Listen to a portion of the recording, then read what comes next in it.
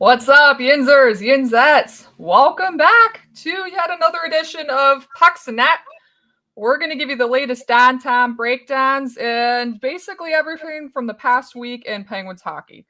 It's a lot that's going on this week beyond the fact that they've had a disastrous week. We'll talk about some roster decisions. We might even mention what's going on over in Vancouver, as that is a part of the week in review. And then we're going to talk Escrow a little bit, just to give you a little glimpse into what the situation might be for the Penguins next season. So stick around. We'll talk about all that, much more, and that.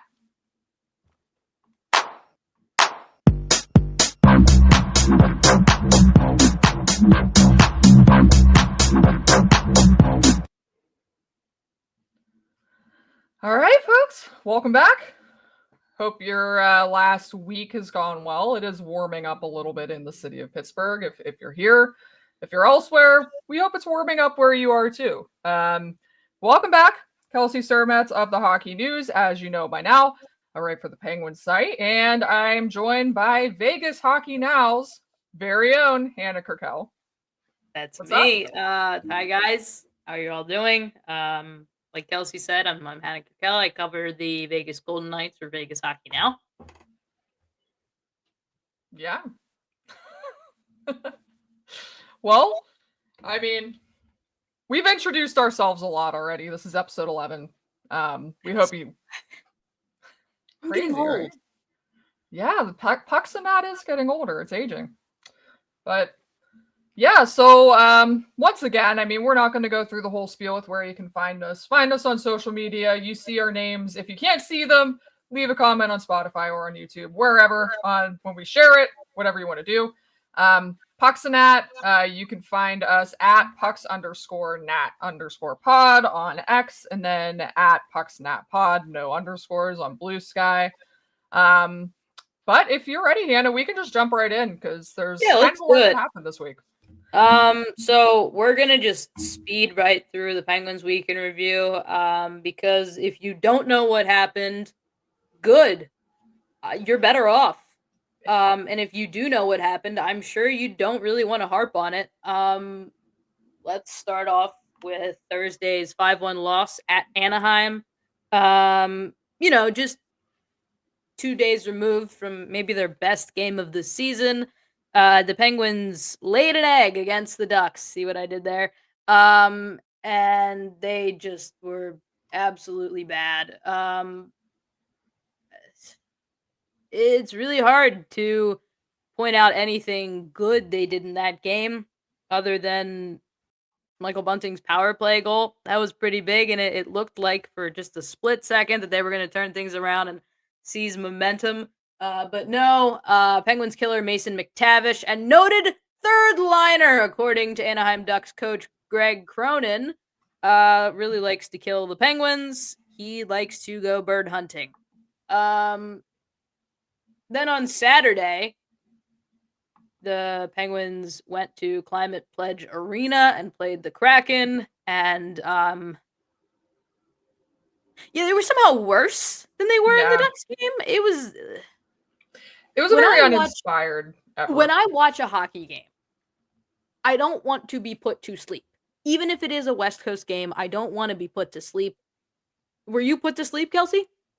Almost. I think I was more put to sleep in San Jose, which we'll get to in a second. But God, that was no. Listen, at least that was kind of exciting because both teams were just so horrendously bad. I mean, there was just so much sloppy hockey that was going on. I mean, it was shinny hockey without the goals. It was shinny hockey if neither teams could finish, which is embarrassing. I mean, yeah, Yaroslav Askarov, he's been really, really good for the Sharks thus far this season. I know his numbers might not be the greatest. I don't know what they are right now exactly, but I watch the San Jose Sharks because I find them exciting. I really do. And he's been very good. So not managing to get more than one past him, like, there's more embarrassing things that could happen to a team. But it was just the manner in which they didn't get them past him. I mean, really, the Penguins only pushed for the first 2 minutes of the game and then a little bit in the third. It was not great. Sorry, I'm having a lot of issues right Yeah, now. no, it's okay. I'm just gonna keep going, I guess. No, I mean I can jump. Can you hear me? I just want Yeah, to I make can sure. hear you. Okay, my video is causing a lot of problems right now, so my apologies. But That's fine. if you want to, I can jump in a little bit. Yeah, sure. Take the Yes.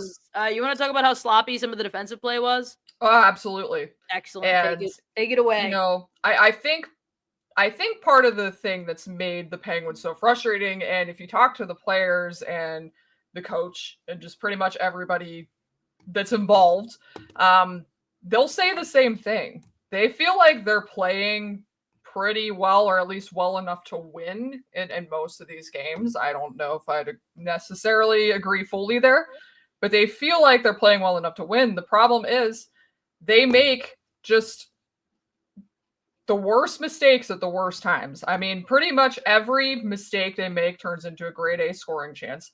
That's exactly what we saw against Seattle. The first goal was a result of an inexcusable offensive zone turnover by Chris Letang. He just completely whiffed on a puck. That was legitimately one of the worst turnovers I've seen this season, and I've watched the Pittsburgh Penguins, so I mean that's saying a lot. Yeah. Yeah, and you know, that led to their first goal. The second goal was on a 5-on-3, and it was the result of Chris Letang taking just a really ill-advised cross-checking penalty when the Penguins were already shorthanded. The reason they were shorthanded in the first place was a really ticky-tacky call on Cody Glass. Yeah, that was dumb. Flashing call was terrible. I hate. Listen, I am not really one to complain about the refs. Sure. But that was. Where was the penalty? I'm still looking for it. Yeah. I'm just not sure. I mean, and I've seen some really bad, just really poorly officiated games in the past couple of weeks. Yeah. But this was bad. That all stands out. Yeah, absolutely. And you know, the Glass call was the first one, but then Letang takes that cross-checking penalty. Just an ill-advised penalty. You can't take because usually when a team gets a penalty called against them that's maybe not a penalty, you want or you expect the rest of the players to kind of lock it in and say, well, that was a stupid penalty. We're not gonna let him on the hook for this. We're gonna bail him out. That's not. And it came at a key juncture in the game too, because I think at that point the Penguins were starting to get some momentum. They were, and you know that put them on the 5-on-3. That put Seattle on the 5-on-3 for a minute 25 seconds or something like that. Yeah. So they get the 5-on-3 goal. Then they go to another power play. The Penguins kill the rest of it off. Then the third goal was just, I don't know where Matt Grzelcyk was, what the goal was on that play. But was that the one where he pinched up weirdly in the offensive zone, even though Seattle totally had the puck and they were ready to roll up ice, and poor Malkin drifted back and he was going to be covering Grzelcyk's spot, but Grzelcyk was doing God knows what up ice. Was that the one? No, I think that was against Anaheim, if I'm not mistaken. The one that against the Seattle, that one was definitely against Seattle.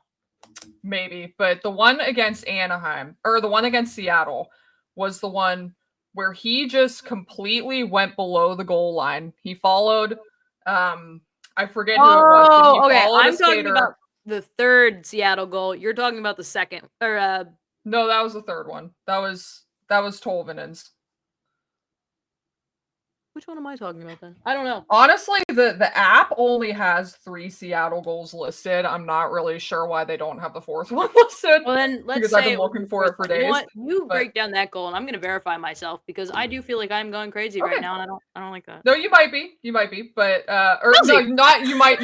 You might be right. Not that you're going crazy. You might be right. I'm sorry. I mean, you know what, Kelsey? To quote poet Billy Joel, "You may be right. I may be crazy." No, I don't think you're crazy, but yeah. So the one I'm talking about, I believe, was Seattle's third goal because Matt Grzelcyk pinched below the goal line. He left two Seattle forwards completely exposed at the net front, and they scored. Not a shock there. And then Okay, the I was fourth goal. talking. No, I was going to I say was the talking fourth about the goal was the fourth- Carlson yeah. turnover.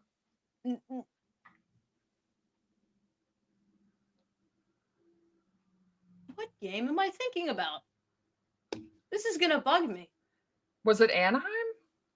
I know Oh, P.O. no. was the first You know two what, in Kelsey? Anaheim. All of these late night West Coast games where the Penguins' stupid defensive work leads to inexcusable goals against, they're all blending together. What day is it? I do not know. Oh, you're fine. I mean, what were you thinking of? What were the two that you were going to say? What, the goal that I was thinking of? Yeah, was it the one where because I know which I can picture the goal. He pinched really deep in the offensive zone and he kind of left Carlson hanging out to dry. Carlson played the Carlson man and like then way to the right. did, cycle back to cover Grizzlick's spot, but I don't know. I'm literally in my head seeing blank jerseys and just watching the Penguins shoot themselves in the foot. Like, I wanna say that was during the Anaheim game, but this is really embarrassing for me. no, it's not. It's fine.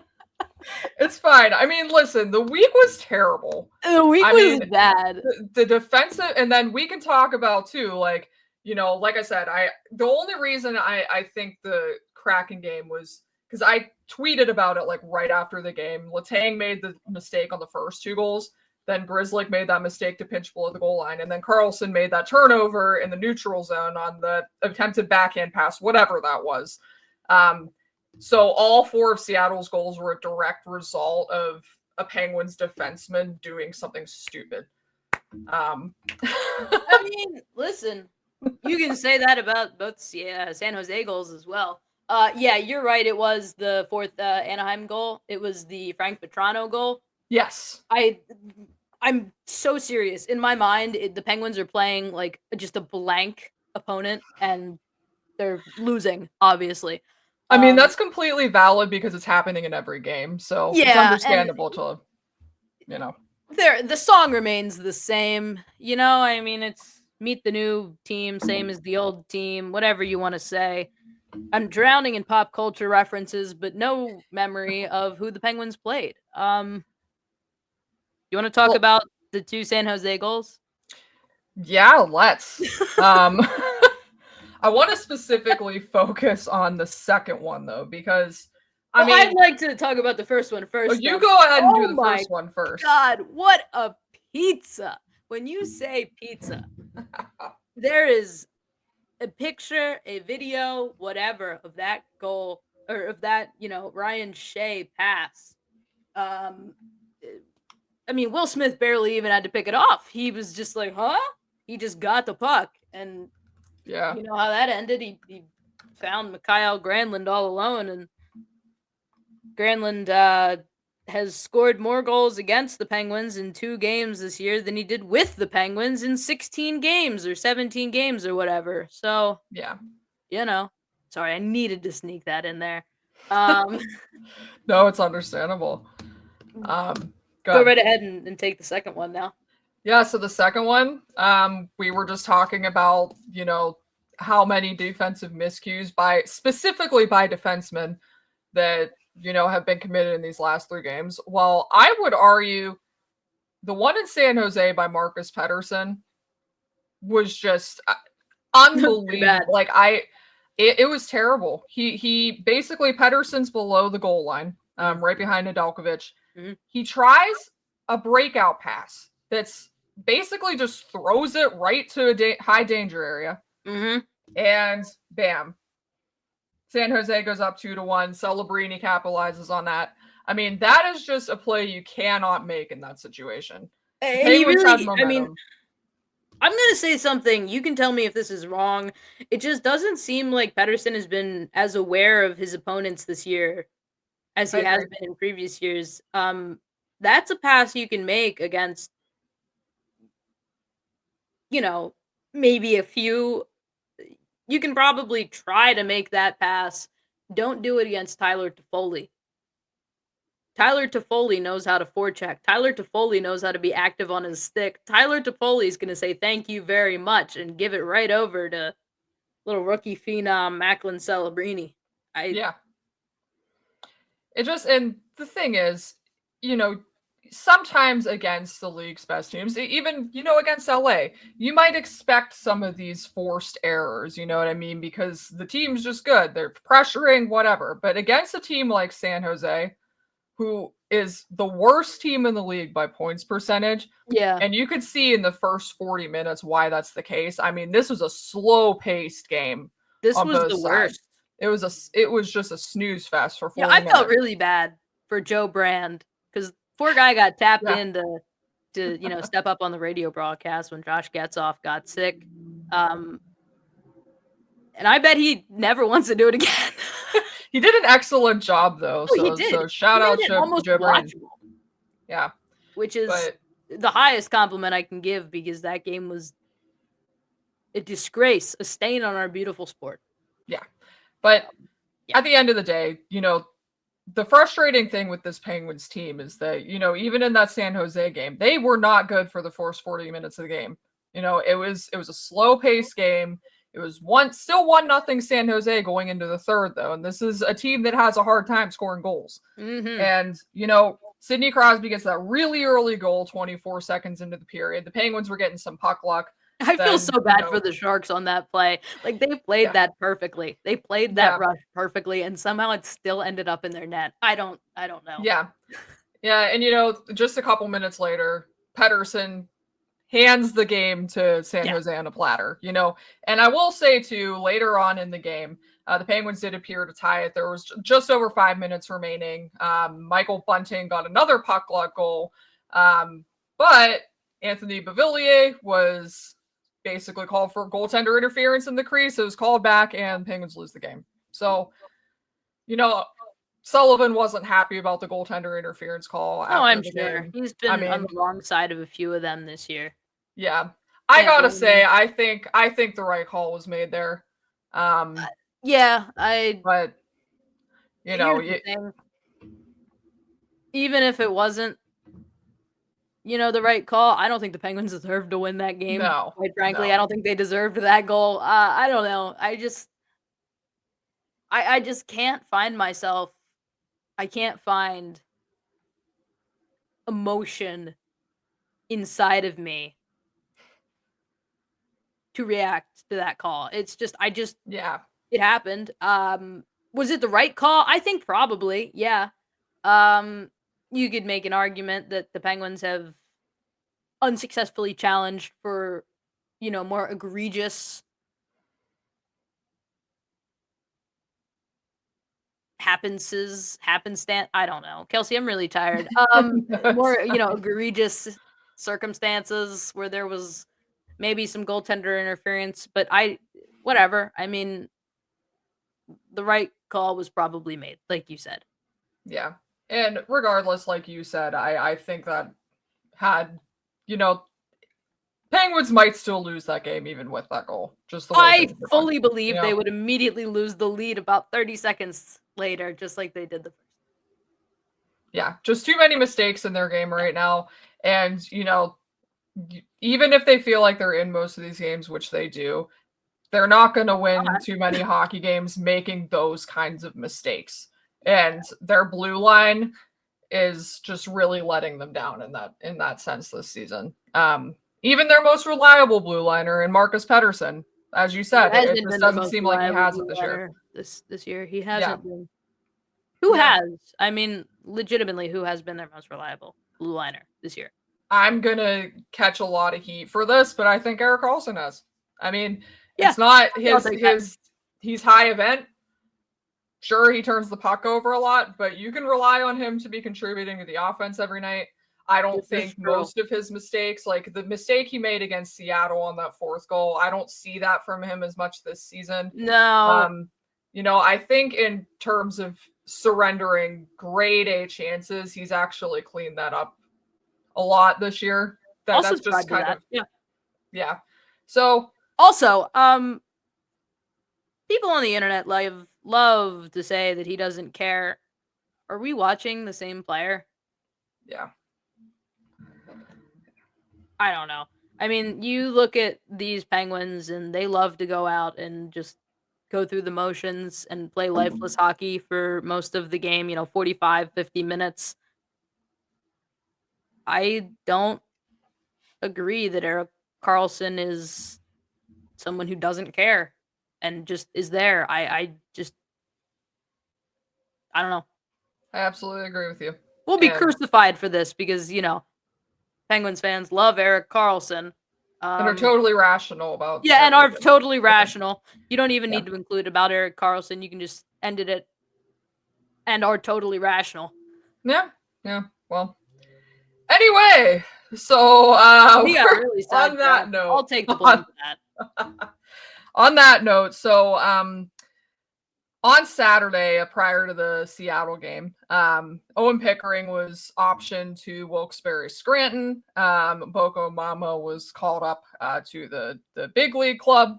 First of all, I do want to emphasize that the day that move was made, that was the only move to be made.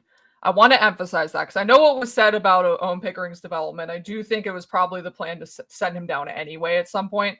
But at the juncture the Penguins were at on Saturday, they needed another forward. And the thing that people were missing about this, because I saw a bunch of takes that were like, why don't you just waive Matt Nieto? Or why don't you waive P.O. Joseph? That's a great idea and all, but here's the issue.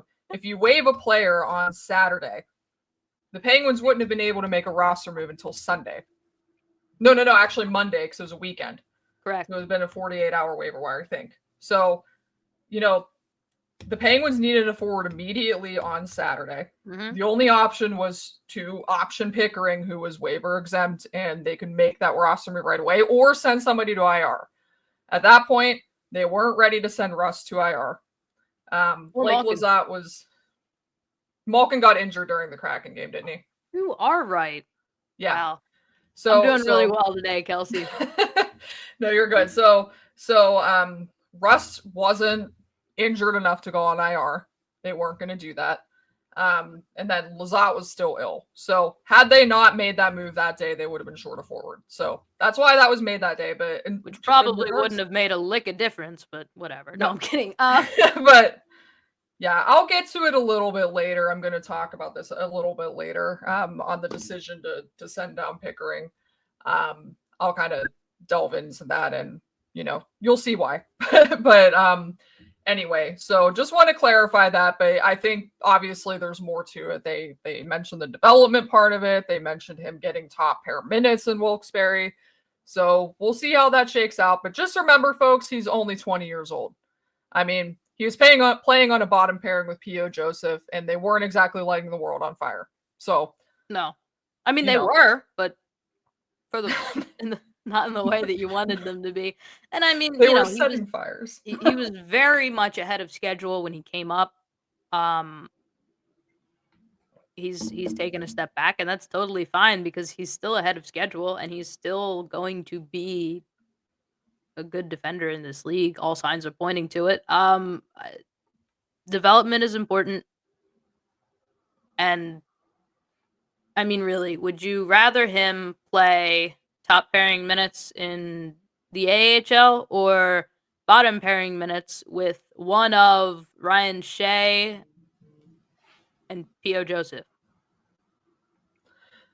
Yeah, and let's remember too, I mean, I don't think this is a permanent thing. He's going to be back this season, even if you just look at the trade deadline situation. I would bet sooner rather than later. I really would put money on him being back relatively after the 4 Nations break, maybe. Yeah. Yeah, so we'll see how that shakes out. But that was the first move, and then we mentioned this briefly. Against Seattle, Evgeny Malkin was injured in the first period. He kind of came back on his own accord for a little bit. One shift, and then he left again. One shift, then he left. He didn't return for the second period.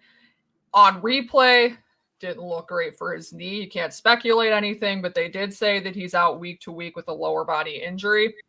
In a corresponding move, they recalled Jesse Puljujärvi from Wilkes-Barre Scranton. So Malkin being out, I mean, you talk about the way this season has gone. I'm not going to say it's the nail in the coffin. It's the nail in the coffin. But I'm it's going the to say nail in it. the coffin. I mean, listen, Sidney Crosby has scored 2 of 3 goals that the Penguins managed this week. Yeah, they were outscored 11-3. Yeah, and now, you take third or fourth best offensive player or offensive, forward on this team, and you just remove him from the lineup, and it's not looking like a team that can score goals, especially because, well, they need to score goals if they're going to keep playing like this defensively, which is with the unforced errors. Yeah, this is the nail in the coffin. I mean, it's over, right? I mean, how many points are they out of the playoffs right now? Honestly, I didn't even check. I would guess It it's doesn't even probably matter. I like know 8. the East Coast is a tire fire, but A lot of teams are playing a lot better right now, though. yeah, the and Islanders have won 4 in a row. The Red Wings are still isn't riding it their 5 in a little. row for the Islanders now? Yes, it is. I'm I think it's disgusted as 5. well. The the Red Wings are still riding their Todd McClellan high. The Senators, they're playing better, I think. The Bruins are not. They just got pumped by Buffalo last night. Buffalo got their touchdown 2 days too late, but sorry guys. Actually, so it looks like really the Islanders are winning a lot. Yeah. The Rangers have been winning a lot more, although But they've dropped 2 in a row in yeah. regulation. Yeah, so Columbus is 7-2-1 in their last 10. So, but the Penguins are still 8 points out of the second wild card spot. Boston's in the first wild card spot with 56 points. Tampa's got 55 points. And Pittsburgh's got 48. So, who's right ahead. on Boston's heels? Tampa's right behind Boston. Ottawa went into the third spot in the Atlantic. Okay. So the only team, and this is also real, worth noting. If God is real, the Bruins drop out, and yeah, Tampa steps back in, and the Blue Jackets keep that wild card spot, and they hang on to it, and I think that'd be entertaining. Yeah, I'd love to see the Jackets make it to the playoffs this year. Yeah, they're just playing some inspired hockey. Yeah, and selfishly, I think it would be a very fun environment to see the Cannon back in the playoffs. I like the Cannon. I'm terrified of the Cannon, but I like the Cannon. Yeah. Fun. And also, I think it's just want to note this too. The only team in the Eastern Conference, the only 2 teams in the Eastern Conference that have played as many games as the Penguins are the New Jersey Devils and the Boston Bruins. So something of note with Boston is that, yes, they're in the first wildcard spot, but Tampa also has 3 games in hand on them at this point.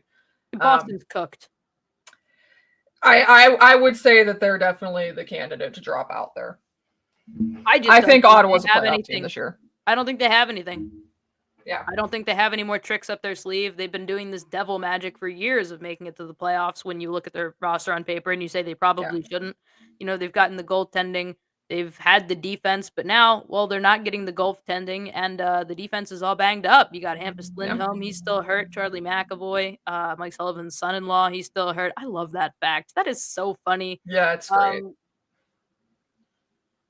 Just because of, the heat that sometimes comes out when the 2 teams play. What do you think Thanksgiving's like, I would love to be a fly on the wall for that. I think it'd be entertaining.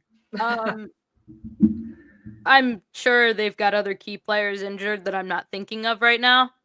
But I think they're done, and so long, and thanks for all the fish. Yeah. They're also my candidate to drop out. I think Ottawa's making it this year. I think Tampa's making it. It's if I had to guess right now who's making the playoffs, I'd say just in that area that it's Columbus, Tampa, Ottawa. Tampa and Ottawa are interchangeable, I think, with that 3 spot in the Atlantic.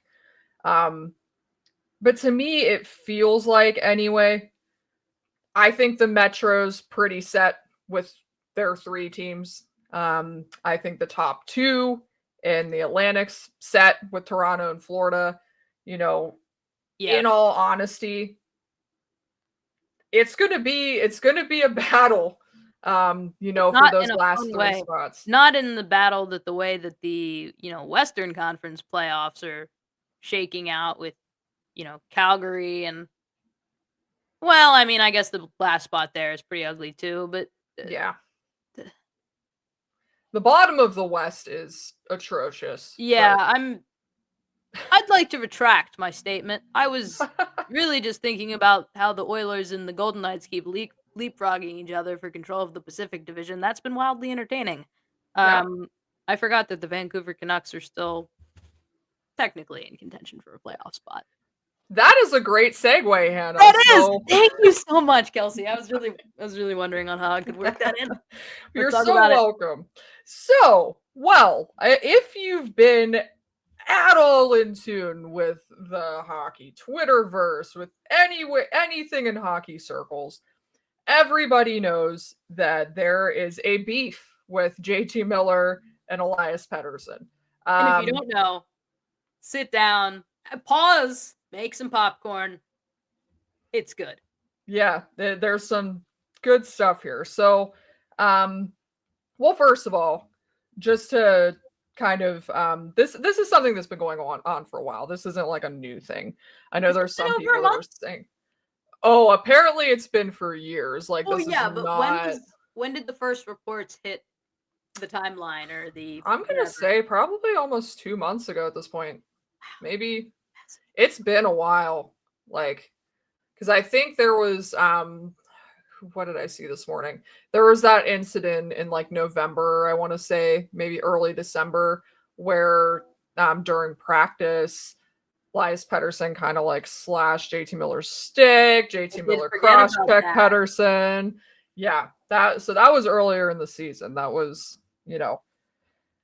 this has been going on for a while regardless. This isn't a new thing. No. It's just kind of boiling over. It's been reported in media circles. In fact, that's all that Vancouver media seems to be talking about. So, which is a darn shame because Quinn Hughes is really just putting forth the effort of his life to give the media something else to talk about. But no one cares about the poor little defenseman who's trying to win a heart despite his team imploding. They want to talk about the soap opera going on between JT and Elias Pettersson.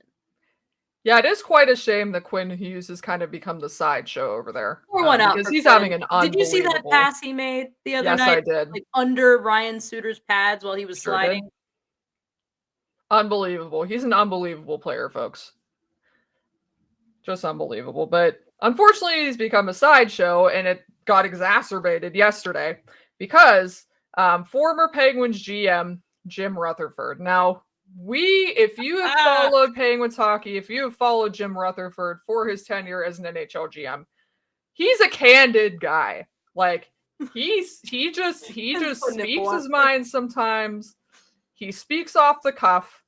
But yesterday, he kind of spoke on the situation. Hannah and I were just talking about this actually before the podcast because Hannah pointed out that it's funny that JT Miller and Elias Pettersson have been pretty coy about what's going on. Like they even kind of sort of denied it. Oh my God. They've both been interviewed about it. They've both been asked about it because the media can't help themselves. And I understand that. And they've both been like, I don't know what you're talking about. There's no riff. We're best buds. And here comes Jim. Yeah. Jim sits down on an interview with, I think it was Globe and Mail. Mm-hmm. And he says, oh, no, they hate each other, and it's actually tearing the locker room apart. This team cannot continue as is. They can't get along. We thought it was solved. It never is. And if you think that's bad, he doubled down on those comments to Sportsnet and told them that his comments wouldn't affect the room because it wasn't new to them. Yeah, it's just unbelievable. I mean, is he wrong? No, but God, Jim. Yeah, and I do want to read his original. This was part of the original quote to Globe and Mail. So he said everybody has worked on it, including the parties involved, but it only gets resolved for a short period of time and then it festers again. So it certainly appears like there's not a good solution that would keep this group together. That is their GM saying this about that locker room and this rift. And the thing is, now I do want to emphasize this too. I see people saying, why is Jim Rutherford saying all this and blah blah blah blah blah. Listen, that is all people are talking about. That is all Vancouver media cares to ask. Is he supposed to lie? I mean, you can say that he is because GMs lie all the time or whatever, but number one, he's not a GM. It's occurring to me. He's the president. And also, that's not him. That's never been his MO. He's always just said what he's going to do and then done it. He's so fun in that way. And I mean, he's just stirring the pot in a way only he can. I mean, God, I feel so bad for Vancouver. Because their fans saw some real great success last year, and now it's just. But you have to point and laugh. This is like when you are lying in bed at night and the neighbors are arguing and it's really loud and one of them drops a really juicy bomb and you kind of have to sit up a little bit. Listen, and Hannah. What's going on over there? Yeah, it's like a nosy neighbor situation. It's crazy. Come on now, Kelsey. Yeah, Nebby neighbor. My bad. Sorry. Apologies to Pucksnat and Pittsburghese, but listen, I don't know if you want to chime in on this too. Like, I can't recall a situation that has been not only like this bad between rifts with players, but also this public, because I guess you could kind of turn back the clock and look at the Mike Richards, Jeff Carter thing, but or in more recent years, Mike Hoffman and Erik Karlsson.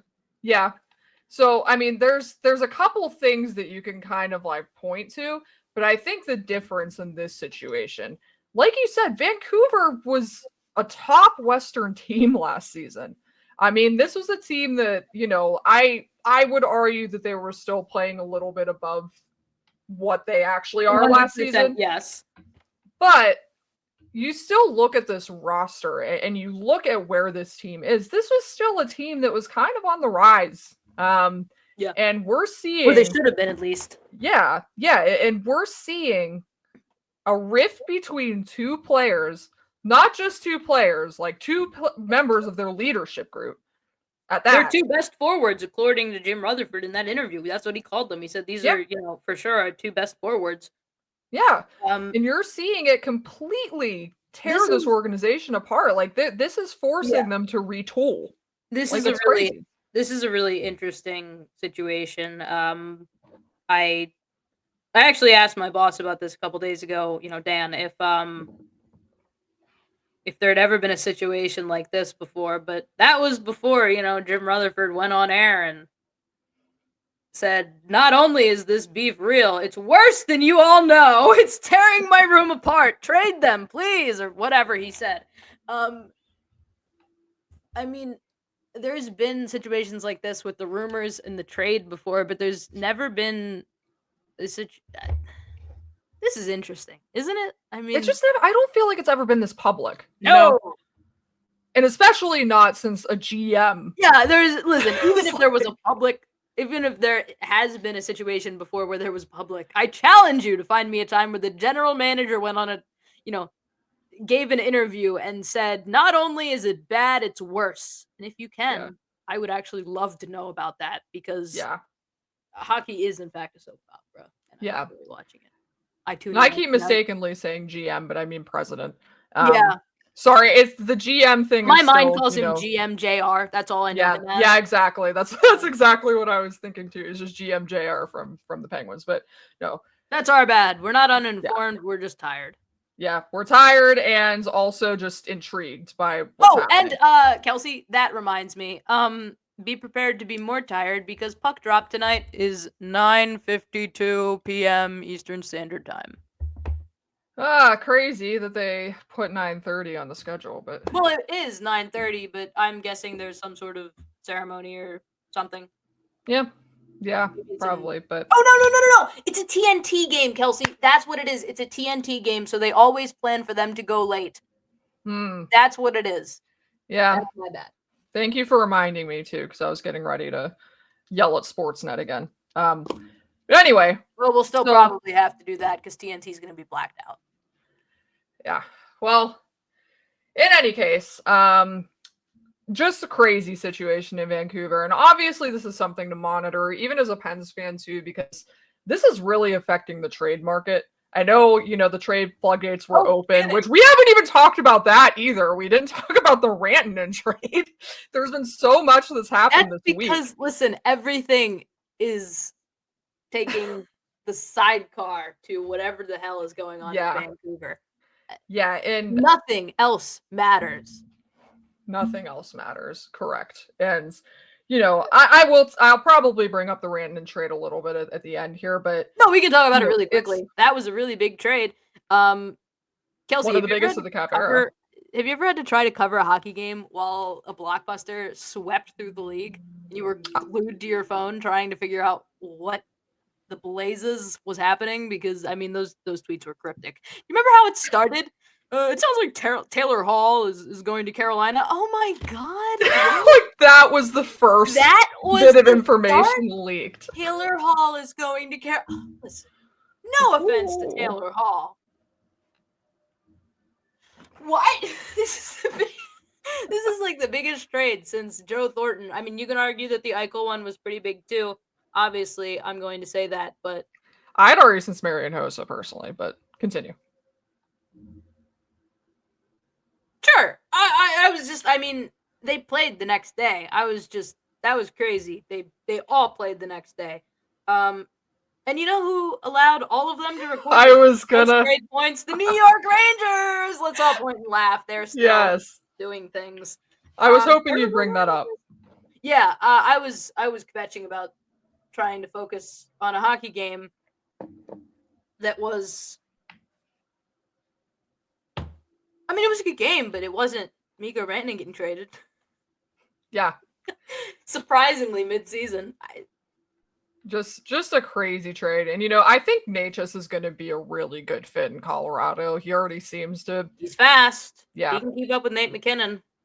Yeah. I think that's going to end up being a pretty good situation for Colorado. But let's talk about Carolina for a second because, this is the second straight season. They have just gone and got the best guy out there, and you talk about a team that's going for it, that says it's now or never. Like, you're talking about the Carolina Hurricanes. And if you really think about it, I mean, how can you blame them? They've been in this perpetual situation where they've been regular season champions for how many years now, and they haven't quite been able to get over the hump in the playoffs. You can't blame Eric Tulsky for just completely going all in.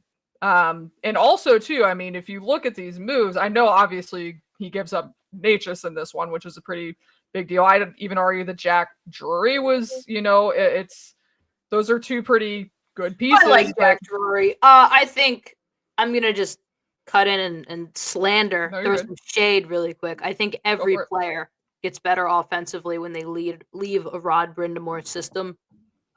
So I am not extremely shocked that Jack Drury has 2 goals since leaving. Yeah. I'm not either. Exactly. But yeah, I mean, I think that Carolina got the best player in the deal, but I think that Natchez was never going to be himself in Carolina because of the Rod Brind'Amour system, because he's so poor defensively. I mean, that hasn't changed. It's not going to, but he's going to be able to have the freedom to be a little bit more creative offensively and play how he is built to play, I guess I could say. I agree with you there. I agree with what you're saying. He's a good fit. You're already saying that. I don't know how good Rantanen will be in a Brindamore system, and that is not a single knock on Mikko Rantanen. I just don't know. I didn't exactly watch tape on Mikko Rantanen, before he was a Colorado Avalanche. I'm excited to see it pan out, though. I really am. I am too. Also, just a new bit of news. Sorry, Brandon Saad, he's not going to the AHL. He and the Blues decided to mutually terminate his contract. The Blues do not owe him any salary cap, and Brandon Saad is now an unrestricted free agent. Interesting. Yeah. Saad isn't having the greatest year, but no, but didn't he have a legacy game against? Who did he have a legacy game? He had a hat trick.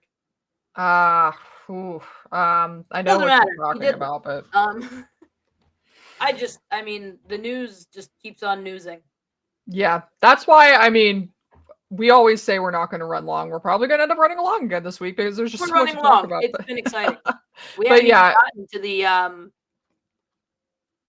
trending up, trending down. But before we do, I do want to add one more thing about the Rantanen trade. I think, obviously this was a big trade. And, I think it's also worth noting that in both the Gensel trade last season and the Rantanen trade this season, he didn't have to surrender a first-round pick for the best guy on the market, which is, obviously there was a lot of value going back in this case. And I think Colorado's going to come out on top of this one. But I think this really, kind of highlights, in a sense, just how big this situation in Vancouver is, because you had with the Rantanen trade, and my first impression is, man, the trade floodgates are just going to be wide open now, after this happens. Yet we're still talking about JT Miller and Elias Pettersson.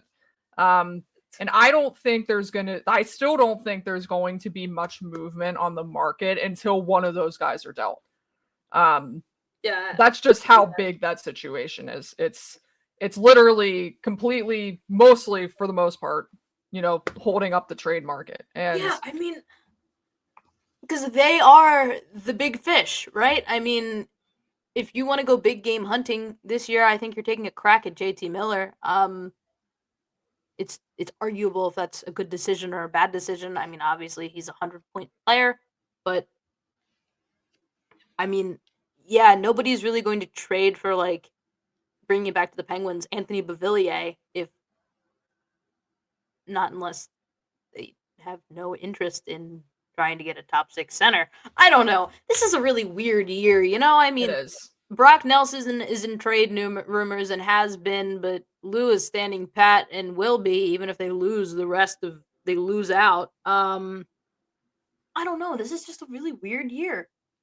Got to keep an eye on Mitch Marner too, because who knows how that's going to shake out. Right, but Elliot Friedman did say that that's not going to be the same because Marner has a full no movement clause and Rantanen didn't, so he couldn't block a trade. Marner can, so I wouldn't expect it to shake out the same way that the Mikko Rantanen trade did, but I would be thrilled, excited, on the edge of my seat, glued to my phone, breaking my thumbs from refreshing if it did. So Toronto Maple Leafs, if you're listening and you want to make things interesting for a tired sports writer who has absolutely no stake in your team or your players.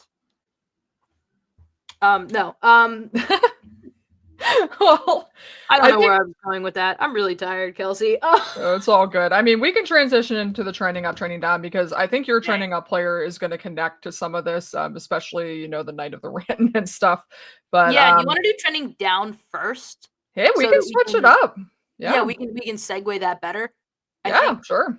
Yeah, because I think that'll segue into our last segment pretty well. Yeah, especially since we both harped on our 2 trending down players this week. I don't think we're going to have much to talk about, but go right ahead. Who's your trending down player of the week, Kelsey?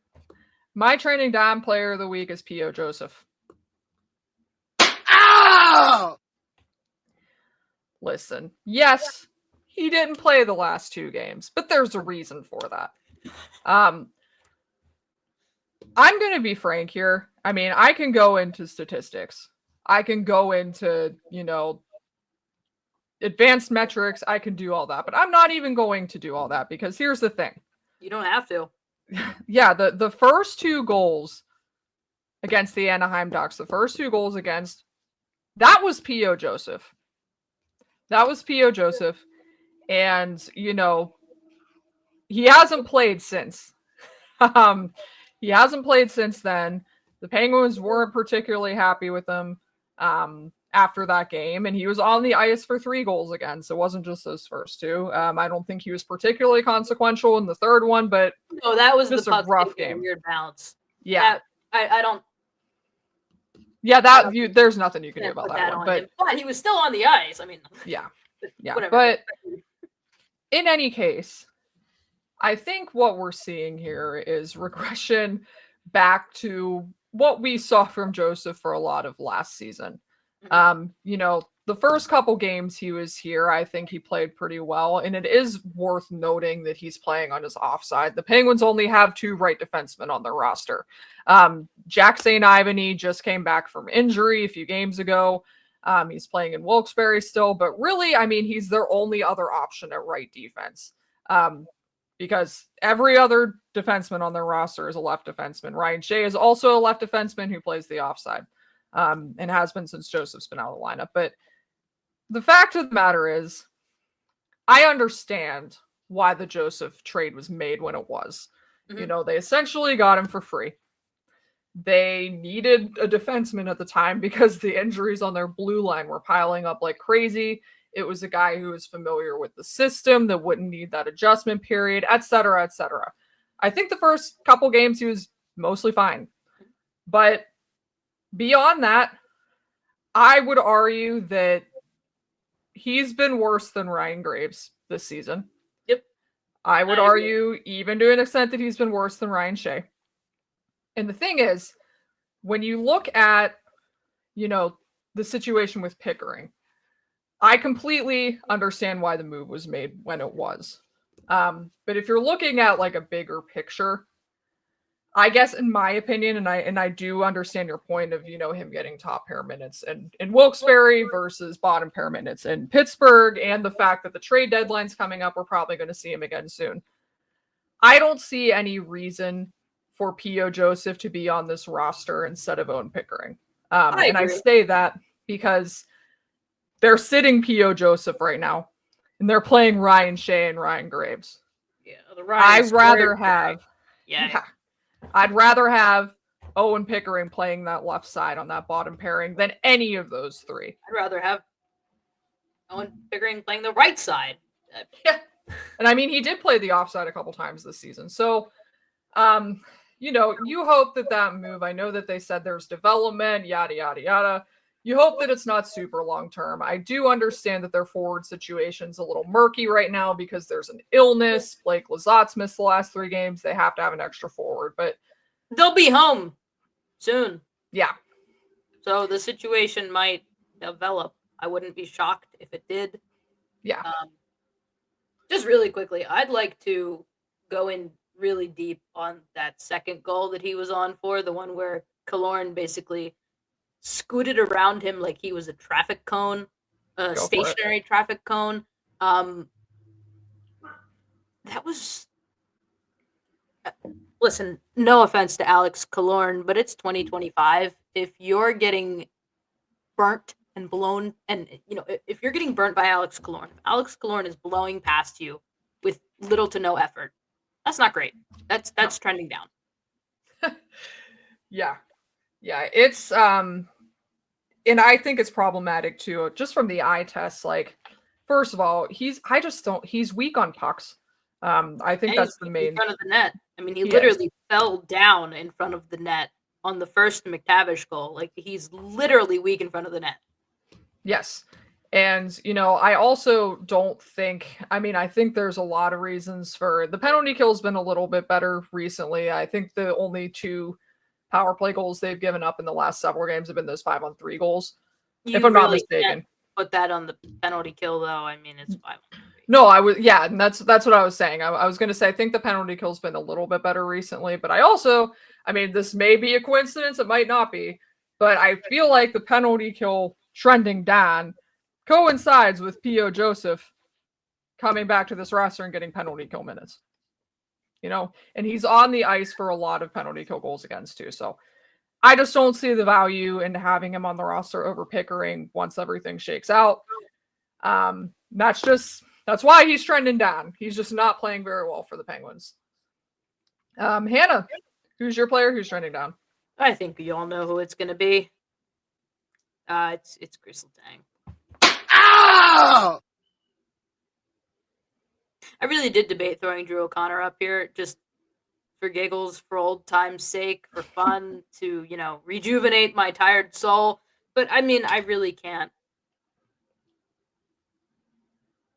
I do struggle to find the words for the Letang situation because of how much, he means to the city and because he is a member of the core. And there's a lot of weight that is placed on that. None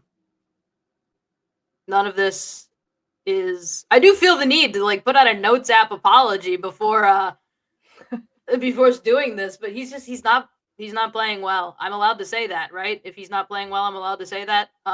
You should be. Sure, I won't be. He's just. Again, I'm not even going to get into the advanced statistics. All I need is the eye test. He's being undisciplined. He's taking these dumb penalties. This has been a concerning trend this year. How many dumb penalties is he taking, Kelsey? I mean, it's been a lot. Yeah.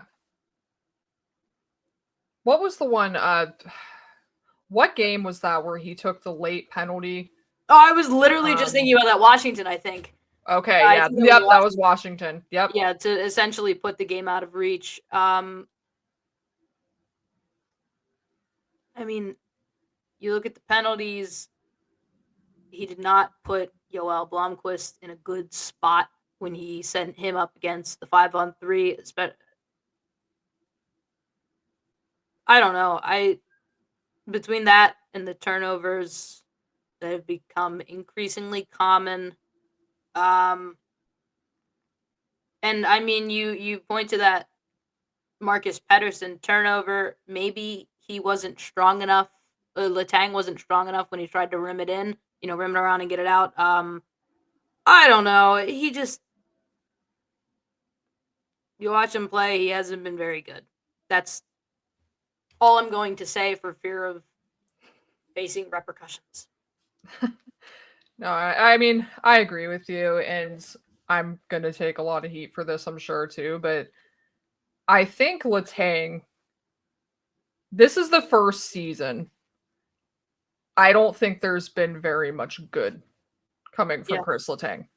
Yeah. Even in the past couple seasons, look, age catches up to everybody. Regression happens. It's just a natural part of life. It's going to happen. It's a natural part of hockey players' lives.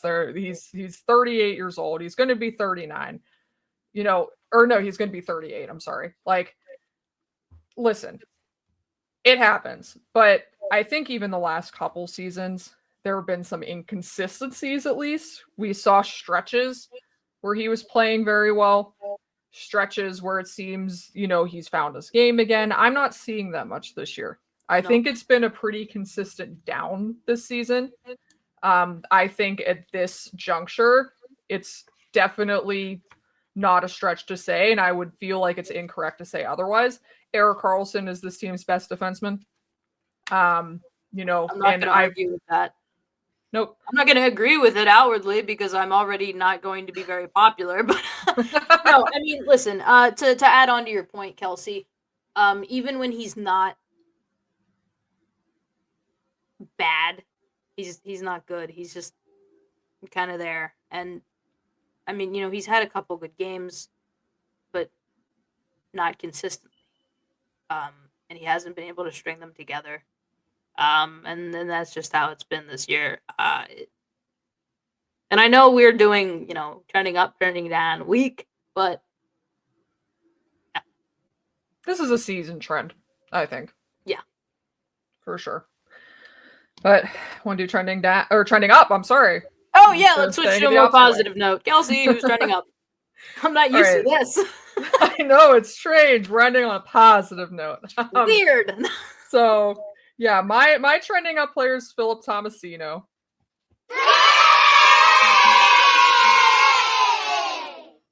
Sorry, it's so strange hearing these out of order. I just need Yeah, to I I need don't to like it. mentally adjust. I don't like it, but it's good for the flow. So Yeah, it continue. makes sense.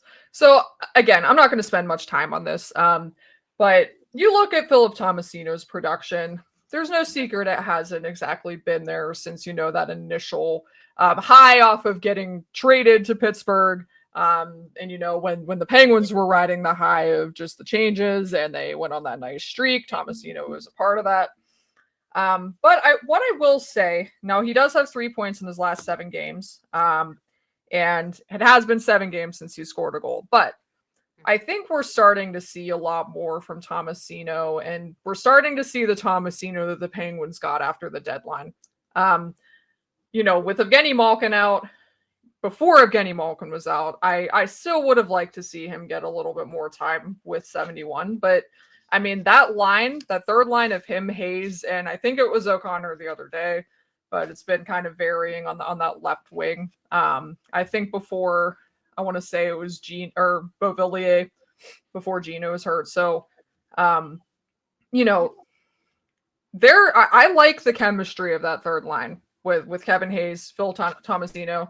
I think they're generating a good amount. Tomasino seems to be making a lot of good decisions with the puck. And we kind of saw a little bit of a downward trend with that for a little bit, because I think if there's one thing you can knock about his game, he doesn't always make the best decisions with the puck. I agree. So it's nice to see him kind of generating again. Some of these passes he's been making have been ridiculous. And, obviously the situation with the top 6, the top 9 is going to be really fluid without the presence of Evgeny Malkin. But it would be nice to see the process start to, yield some production. Like I said, 3 points in the last 7. He definitely hasn't been unproductive. But I think you're starting to see the process again from him. And I do think those goals, that production is going to start coming a little bit more if he continues the way he's playing. Yeah, no, I agree with you. There was a stretch where he wasn't looking very good because he wasn't scoring. But he's just adapting the team better now. He knows where he needs to be. There's less of those instances where he's like running into his teammates. That really did happen a couple times. I agree. He looks like he belongs. He looks like he fits. Yeah, that's all I got to say about that. I agree with you there. Yeah, well, that's all I have. I said I was going to keep it short and sweet. So, Hannah, this one might not be as short and sweet because there's a lot to it, but who is your trending up player of the week? I'll keep the first part of it short and sweet. This one's a 2-parter, and I don't mean it's a different person. I mean there's really 2 things you need to look at. Trending up, it's Sidney Crosby.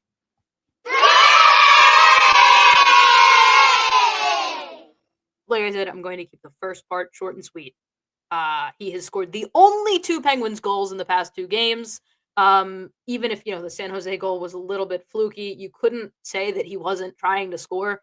You couldn't say he legitimately willed that past Yaroslav Askarov because, like I said, San Jose, they played the rush well. They did exactly what they were supposed to do.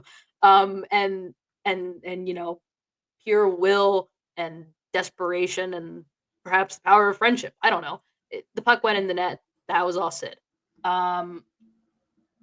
Seattle scored the only goal of the game. Again, he's still doing it. How long have we been talking about this? Sidney Crosby's carrying the Penguins. We're still talking about it because it's still true. And that is even more impressive this year because stopping myself before I say anything too hurtful, this Penguins team is bad, especially offensively. And, you could not ask for more from Crosby. Except, perhaps, in the other way that he's trending up. I think his irritation with trade rumors is trending up because he's not going to Colorado. He's not going to Montreal. I don't think anyone would fault him if he did, but he's going down with the ship. I mean, he's put up with a lot of these rumors in recent years. The hashtag Save Sid movement, that's a little bit of a joke on the internet with hockey psychology and their YouTube videos. Legitimately, every time a trade is mentioned, there's Paul Bissonnette tweeting, "Oh my God, Sid's going to Colorado to play with Nate McKinnon." This poor guy. Man. This poor guy. I mean, when is he going to catch a break, Kelsey? How many times has he said it? And listen, I think the thing is, and I want to read a quote that Josh Yohe wrote a really nice piece. He writes for The Athletic. He wrote a really nice piece yesterday. And this is a quote that Sid said to Rob Rossi earlier this season. He said, "I'm always going to be here. I just signed a new contract to be here. I've been very upfront about it. I'm a Pittsburgh Penguin." What more do you folks need? I mean, here's the thing. No, Kelsey, literally, people saw that quote and they were like, "No, but maybe he's being held at gunpoint." Sydney, blink twice if you need him. Listen, guys, and I'm going to get fiery here because as somebody who covers the Penguins, granted, I haven't been covering the Penguins long. Guys like Josh Yohe, guys like Rob Rossi have been covering the Penguins forever. Listen, guys.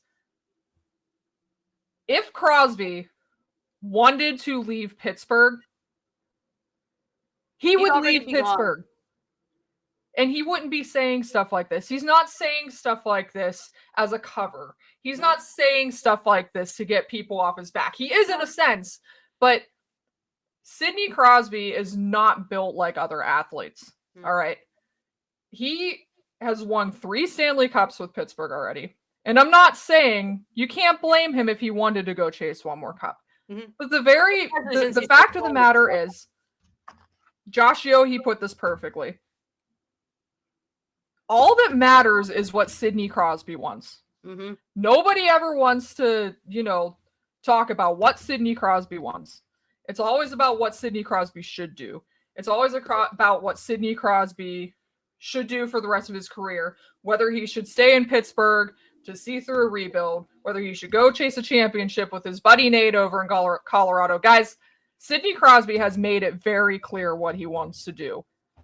Maybe it's time that we just take things at face value, take what Sid has said multiple times over at this point, and just accept that this is what he wants. This is how he wants to go out. So if you're still talking about Sid to Colorado, I'm looking at you, Biz. Listening.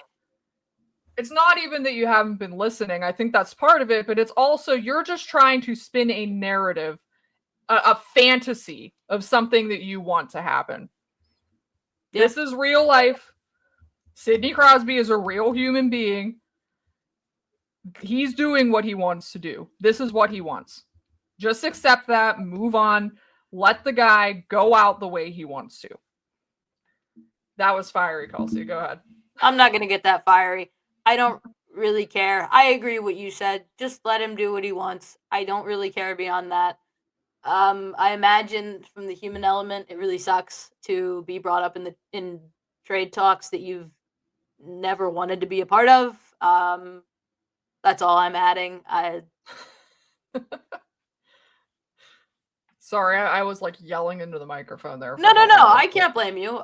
You cover this team, and you're probably tired of people saying this. But as I don't cover this team, I don't have the same stake in it you do. I'm very sorry. It's crazy to me how different the national narrative is. Oh, no, I know it. I mean, listen, Sid's been saying all year that he's not going to get traded, and it doesn't matter if, how the team does. He doesn't want out. But, I mean, Montreal, they don't care, and whatever. People will spin their narrative, and they'll do so in any way possible, and it doesn't matter if it's true or not. I mean, just hop on to Puckpedia, guys. Don't, like, stop this nonsense. Fight Chell. Like, Please. That's all I can say. I don't even cover the team, and I'm tired of hearing it. Yeah, and those of us who do cover the team are just it's nauseating to hear at this point. Not even just because it's just false, but also and this kind of connects to the next thing we're going to talk about too. We have a job as reporters to report. We report based on things that are said. Occasionally we can give our own spin on things. That doesn't mean we know what's happening. It's one of those things with Sid. Obviously, you can't work in absolutes. There is always a possibility that somewhere down the line he can change his mind. Or, his contract expires, he decides that he wants to play one more year. Maybe that happens at some point someday. But we operate from the information that we have. And that's all we can do. We're not here to talk about things that we believe or things that, I don't even know what to say to that. Just no, we do that from our Reddit burner accounts. I'm kidding. But honestly, I think there's just kind of this, I'm not going to get into this too much, but I think there's sometimes a disconnect with that because in this particular situation with Sid, it's not only that he's said it multiple times over, it's also that people who work very hard to get these reports and get these quotes and get these things from Sid have said it multiple times over. And, as I said, Josh and Rob have both been working with the Penguins, covering the Penguins for a very long time. Take that report, take what Sid has said, and move on. There's some things aren't. I'm sure you'll hear about it. Exactly, and also just some things just aren't worth reading into more than what's at face value. I guess that's the big rant of what I'm trying to say. Like take some things at face value. That's the reason we do what we do. Is to bring you this, report these things. Sid has said these things to media members. That's what we're trying to do. Take it at face value. Those are his words that he wants to stay here. Don't take our words at face value because we are never going to not run long. We still have one more segment, so oh my god! All right, let's get through this quickly. The NHL canceled escrow payments for the rest of the year. If you don't know what escrow is, that's fine. You're not the only one. We're here to teach you today. All right, think about escrow like a tax. Kelsey, you're an NHL player, and I'm Gary Bettman. So Kelsey, you make $10 million a year. Congratulations. Wow, thank you. But the NHL, the guys who own the teams, guys in charge, they aren't going to just shell out money and hemorrhage money. So the players and the league came to an agreement under the CBA. They agree upon a percentage of player salary that becomes escrow payment, and it essentially comes out of their salary. The league kind of puts it on hold until the end of the year, and if the revenue that the league generates in a year is more, if the salary cap is whatever it's set at right now, it's what 88 million. 88 million. So if that ends up being half of the league, half or less. Oh my god, I'm so tired. I'm not really explaining this very well. There has to be a 50-50 split. Yeah, that's at the end of the season between owners and players. Yeah. Of all revenue. And that includes revenue and player salaries. Correct. If it ends up, exceeding 50%, and the owners are making more than 50%, then that escrow payment goes back to the players along with, and some extra, because, that's what's agreed upon and that's only fair. If not, then the money that is taken out of the player's salary is distributed among the league team owners. I'm really tired. I need a nap. Okay. Oh God, puck drop is so far away. It is. Yeah. So, I mean, yeah, basically the big deal about escrow payments being canceled this season. Now, just to add a little bit more to what you said too, basically the function of escrow is to offset like the estimation of player salaries being more than league revenue, because oftentimes that's how it's been. However, with escrow payments being canceled for the remainder of the 2024-2025 season, now they were being quote unquote taxed at 6% this season. What that means is that league revenue is ahead of what they thought it was going to be. They're making a lot more money than they initially anticipated at the beginning of the season. So, I mean, they're basically canceled these payments because if they continue charging escrow payments, they're going to have to give all that money back to the players anyway because the league's bringing in a lot of revenue.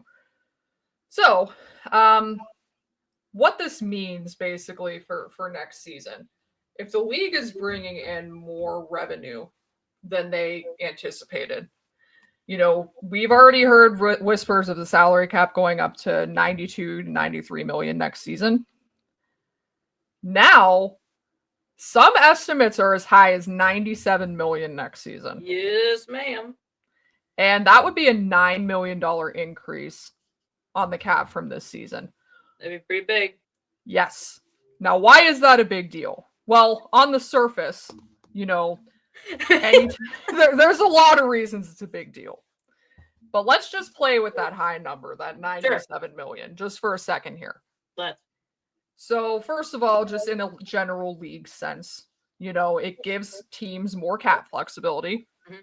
It gives a lot of contenders the ability to extend long-term contracts to players, pay players more money.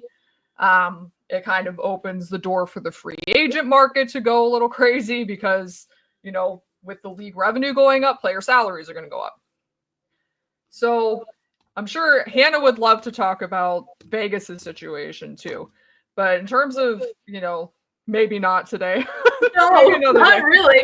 No, I hate doing so. I hate this because players make so much more now than they used to, and I see deals like the one Will Borgen just signed to remain in New York. I believe that was 5 years, 4.1 million. Or do I have the numbers backwards? Yes. 4 years, 5.1 million? No, I think it was 5 years. That's one of them. I like Will Borgen a lot. He's a really good third pairing defenseman. I don't know what the Rangers are doing with that one. Either way, I don't know what they're doing with that one. I guess what I'm saying is... Yeah, you're right. 5 years, 4.1. So I guess what I'm saying is I know hockey. I don't really know math. I don't really know what players are worth. But I imagine this means that if Mikko Rantanen wants to, sign for 14 million, like it has been reported, he'll get that money somewhere. I mean, he was gonna get that anyway, but now he's really gonna. I bet you Connor McDavid's gonna get a lot of money. If you want to talk about Vegas, they don't have Aiden Hill signed. They don't have Ilya Samsonov signed, so they don't have a goaltender for next year. I'm not going to go into specifics on if they should or should not sign Aiden Hill because whatever I say, someone will not like it. But they've got money to sign a goaltender now. And if they wanted to hang on to Victor Olofsson, who's been a good fit, they could do that. Nick Hague, he's up. He's an RFA. Guy pretended to be Bobby Orr last night. My lord. Yeah, that was a heck of a. Did you see that? Or he just like. Yeah. Where I think it was Leon Bichelle and somebody else. Yeah, I don't remember. Maybe I Logan just remember Stankoven. seeing I don't remember, but there were 2 stars on him, and he ended up with the puck. And so he was like, "Fine, if I can't get it deep, I'll just go around Matt Duchene and bring it to the net." And then finally, like a combined effort of Matt Dumba and Matt Duchene took him down. But he was already, the puck was already in the crease, and Tomas Hertl extended his point streak to 10. By the way, Tomas Hertl, 10-game point streak. That's his Yeah. career high. This is not Pittsburgh Penguins talk, but I am Yeah, that's okay. thoroughly enjoying watching. I mean, the Golden Knights are always an adventure. That is for sure. And I'm enjoying it. I'm never going to complain about getting the opportunity to watch Jack Eichel play hockey. Yeah. I'm just not. Yeah, he's a heck of a player. So yeah, I mean, this Escrow, he's making $10 million a year. He's up not next year, but the year after. So he could sign a contract extension as soon as next summer. Yeah. I think. Or maybe he could sign one this summer. Oh man, I'm so tired, and I really don't like looking at the salary cap situation because I miss cap friendly. I do too. Puckpedia So is fine for the what it Washington is. But... Capitals, I do not care how good of a team you are. You've stolen my only reliable source of salary cap information, and I will hate you forever for it. Maybe that's the secret to their success this year is that they That bought just Cap wasn't Friendly. cool. No, Kelsey, it didn't impact the rest of the league. It impacted me. It impacted the poor little sports journalists who don't want to do our own math and Yeah, it is a by hand hassle. manually and inscribe and etch it into stone like the 10 Commandments. I don't know. Yeah, I think Puckpedia's function is getting better, but I do miss Cap Friendly. Oh yeah, no. Listen. I think Puckpedia is doing a bang up job.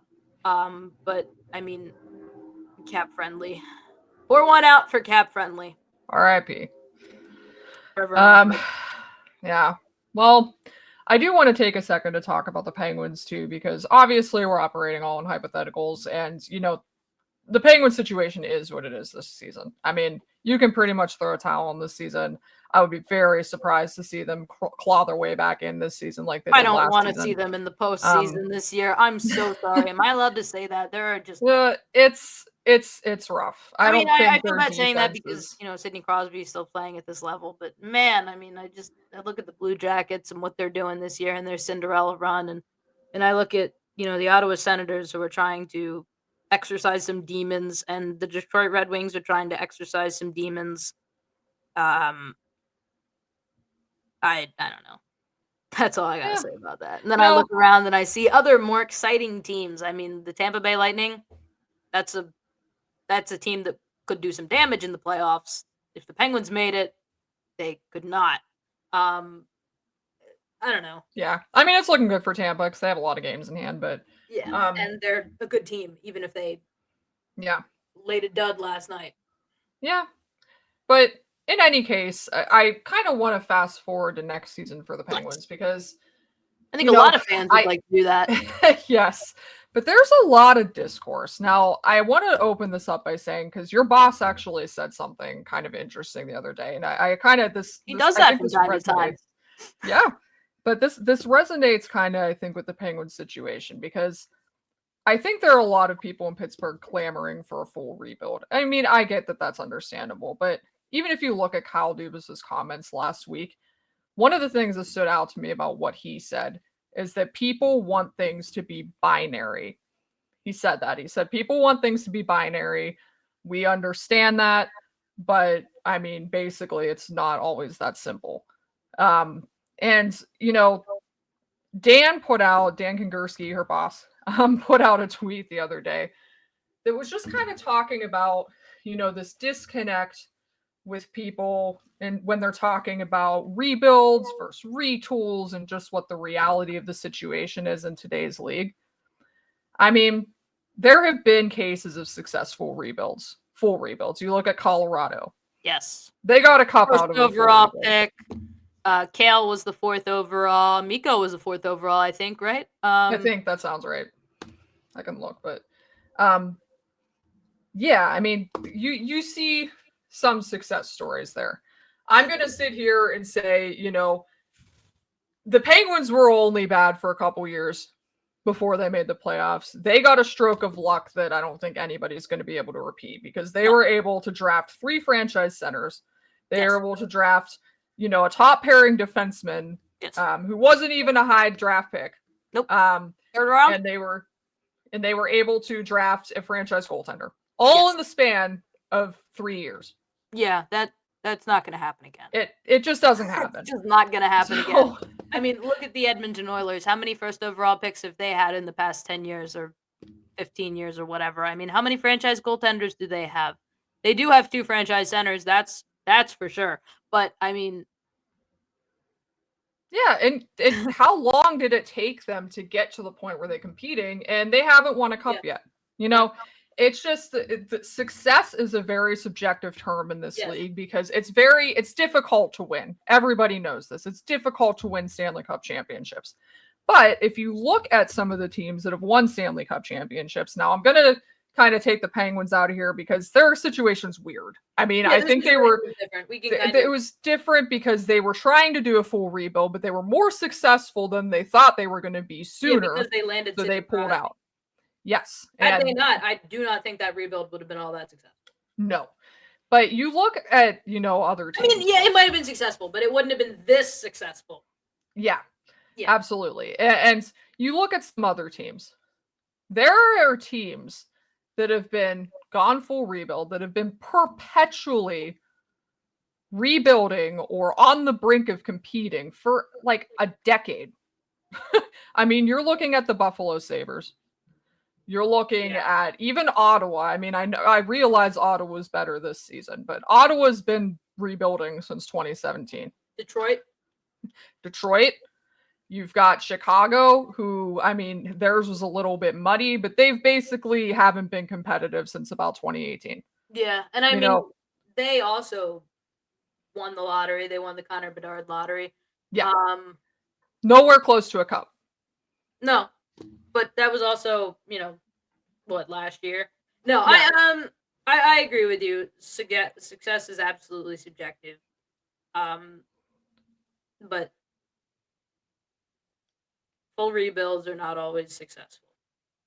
And they're often not. Yeah. I mean, that's the thing here is like, if you're looking at a situation for a team that has a possibility to rebuild on the fly, if you're a GM, you take that every time. Oh, absolutely. Because the thing is, 5 to 8 years of tanking, of mediocrity, of just being a laughing stock of the league, doesn't always guarantee you success. Nope. And if you're taking 8-9 years to get to the point where you're even contending for the playoffs and giving yourself a chance, is that really successful?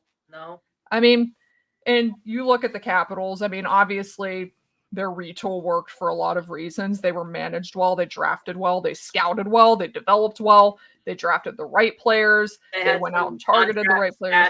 On LTIR. Yeah.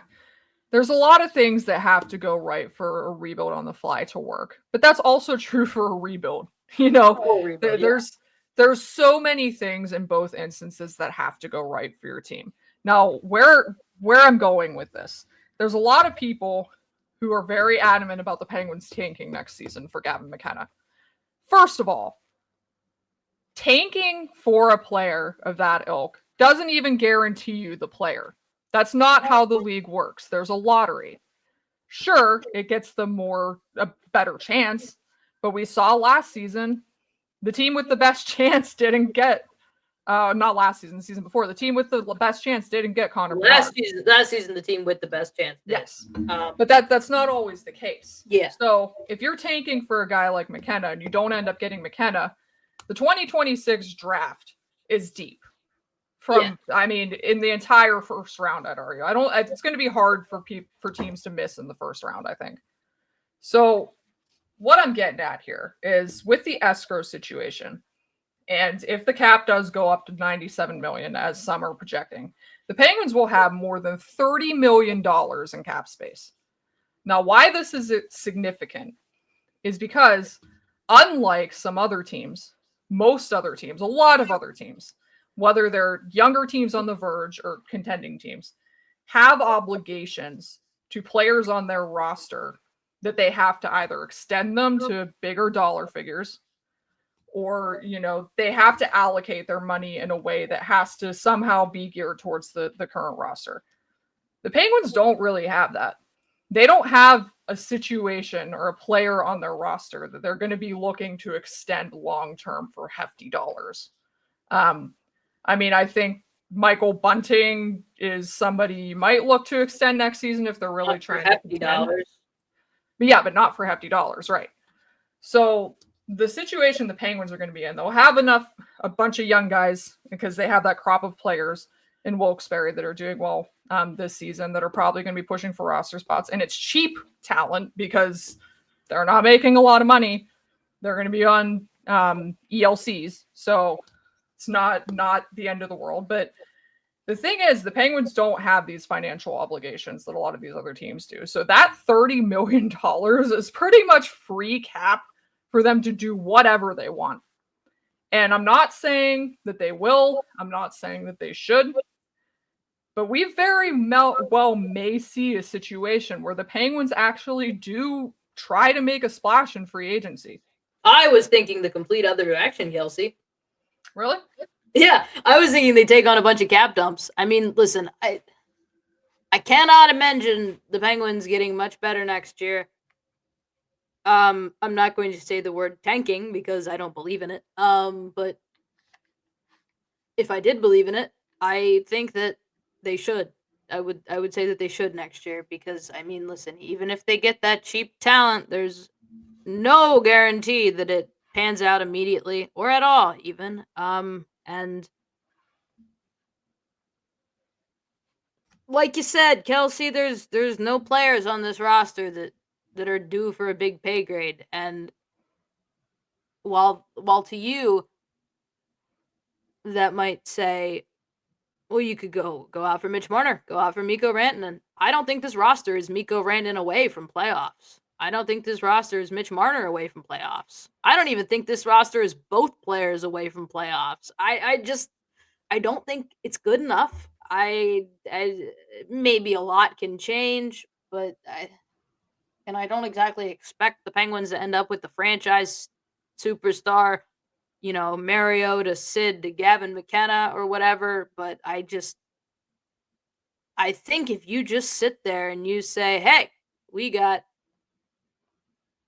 cap to drown in, send me all of your unwanted contract and first round picks to go with it. I think Kyle Dubas could make a killing because he's drafted pretty darn well. And honestly, I've seen the Penguins be successful. I'm very interested to see what, I'm not going to say rebuild, but the other side of that, where they are building, not rebuilding, but building talent. And like you said, it's a deep draft, Kelsey. There's some picks that could go a long way to making this roster competitive again. And really, here's the thing.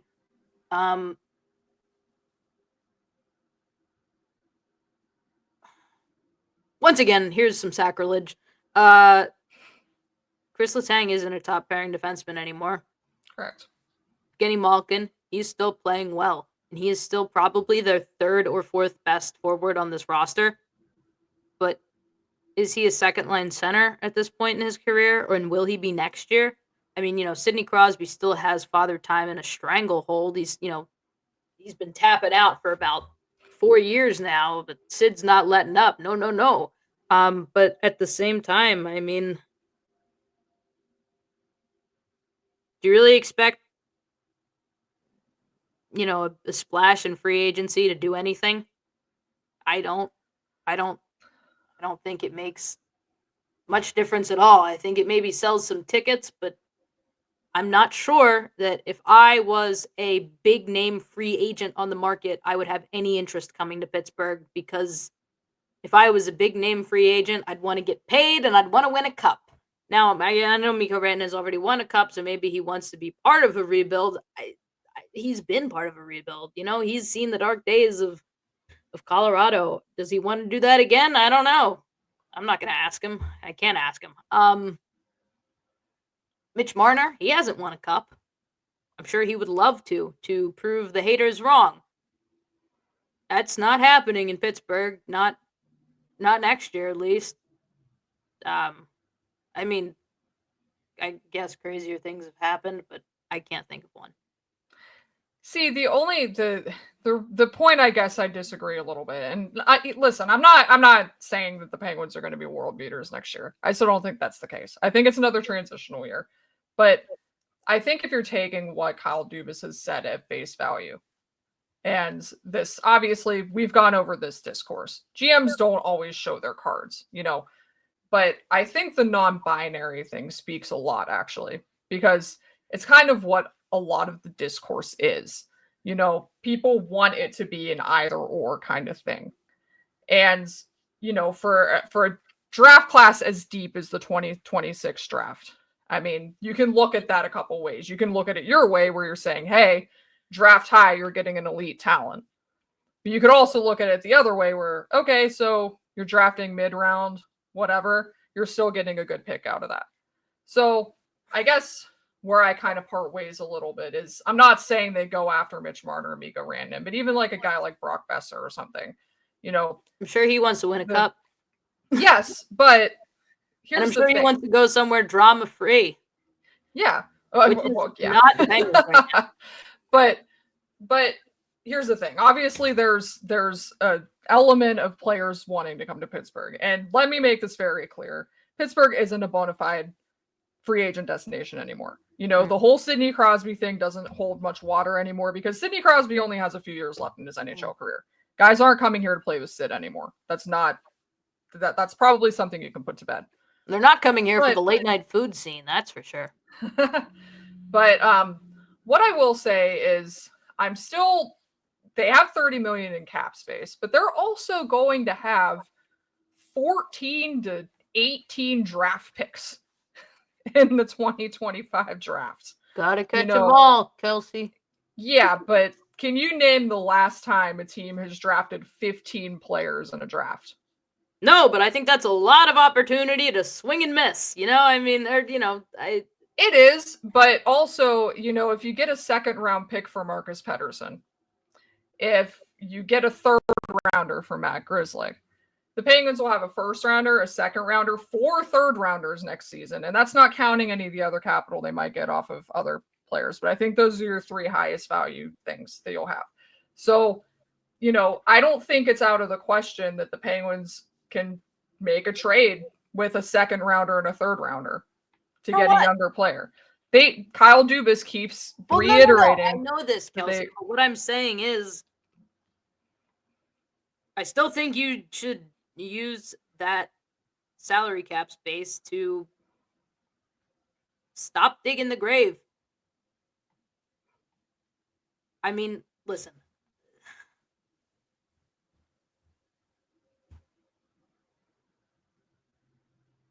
How far is this team away from contention? I think it could be 1 to 2 years if they do it right. If they do everything right. A lot works out. Listen, here's the thing. But it has to. It's like that with every team. Things have to go right. You have to get lucky. So. Yeah, but do you really want to keep digging the hole? This is like digging a hole. That's the only bet we can afford to lose.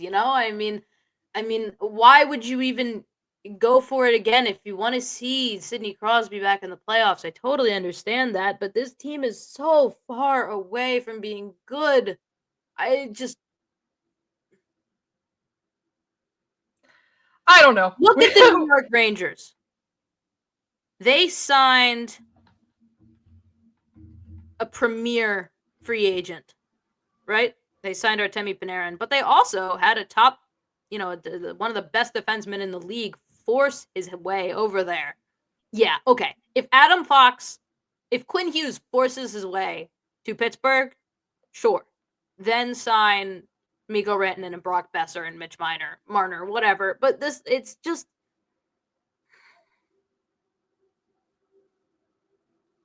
I just don't think it's a good idea. There's no other way to say it. I couldn't see a world where Kyle Dubas would decide to do that unless a ridiculous amount of luck finds him. And I don't know. I mean, listen, I I think that the Penguins have been avoiding their comeuppance for a long time, and I think it's you made the bed, lie in it. You're not going to be good. Just accept that. Get your good players next year, and then maybe be good in a couple years. I still think you can be good in a couple years, but I think you could do that without setting yourself back by getting into a bidding war and paying a premier price for a player to come to a location that's maybe not a magnet for free agents. Well, maybe not, but you think about the cap going up every year. I don't want to spend too much more time on this. We're running way over, but like, let's say I'm not saying that the Penguins are going to sign Mitch Marner. I don't want to make it sound like this is like an optimist view because again, this is me just working off of what Kyle Dubas has We're said. good cop and bad cop. I've spun my tale of woe. You don't need to convince me. You can go ahead but listen, I one of the things I hate being coined as like an optimist because it's not that. It's one of those things I'm operating strictly off of what he has said. And he has said that he believes they can rebuild while simultaneously trying to compete for the playoffs. And that will remain the goal. So even if people don't agree with it, even if people don't agree with it, and you have a prerogative to do it, agree with it to an extent of how you want to. But if he is telling people, and he said that plan is going to be clear to everybody, if he is telling people this, and that is truly the plan, I don't see a situation where he would want to wait 3 years to try to be competitive again, because he said that he wants to be competitive with the core still here. Now, I think the core is basically Sidney Crosby at this point. Yeah. I don't think you're counting Gino in there. I don't even necessarily think you're counting Letang in there. I still think there's a possibility that maybe Letang gets traded at some point. I'm not going to speak on any of this, but but the thing is, like, even if you do pay big dollars to somebody this offseason, maybe that doesn't necessarily make a difference for next season, no. But they have so much cap space that they can still leave some of that open for some of those contracts you're talking about. They can still work around that to give themselves a really good shot in 2026, 2027. And by already having, a staple like that on their roster, they're kind of getting ahead of that a little bit. So, yes, free agents have to want to come to Pittsburgh. That's obviously the number one thing. That's why I'm saying I don't see it happening. But I wouldn't rule out them trying to really leverage that cap space this summer and leverage some of those excess picks that they have. I also think they're going to leverage the cap space, but to get more picks. Okay, I don't know. I think they have more picks than any team in hockey for the next 3 seasons. So, as it should be. They're going. They've been good for a long time, and they're not good anymore, and they're not going to be good. But other teams have proved that you can rebuild on the fly. I don't think that that's out of the question at this point yet. And yes, you can stockpile draft picks. I still think they're going to continue to do that. The Flyers have been trying to rebuild on the fly for how long? Okay, that's an example of one that doesn't work, but how many teams did we just name that have tried to do long-term rebuilds that haven't worked? I'm not suggesting long-term rebuild. I'm suggesting take on bad contracts and just embrace that you're not good. Don't try to be something you're not. Don't ruin your future to pretend to be something you're not. Okay, but if you're looking at it from that perspective, what would you say the window is? Their very soonest window of contention, what would you say that is? 3 years? 2 years? Is that rebuilding on the fly, though? I don't know.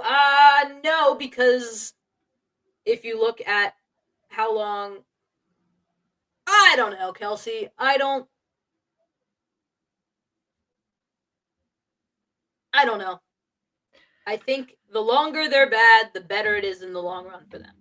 And I don't necessarily think that's just a long-term rebuild. I think that's just they're not good. Like they've